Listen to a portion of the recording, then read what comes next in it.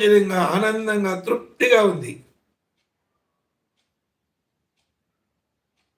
ఏదైనా మనం ఒక ఐఏఎస్ ఆఫీసర్ గాని, ఏదైనా మనం గొప్ప సాధన చేసినప్పుడు ఎలాంటి ఒక అద్వితీయమైన శరీరాన్ని రోమాంచనంగా తయారవుతుందో, అలాంటి రోమాంచనము మన శరీరం అంతా కూడా వ్యాపించింది.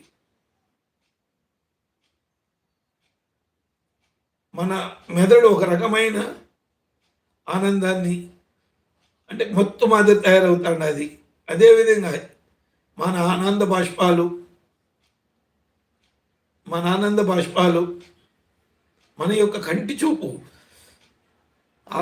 నోట్లో నీళ్లు ఊరడము,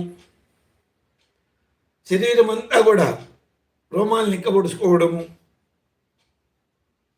మన గొంతు మనకు తెలియకుండానే ఒక రకమైన మధురమైన కీరధ్వని అని చెప్పేసి అంటారు.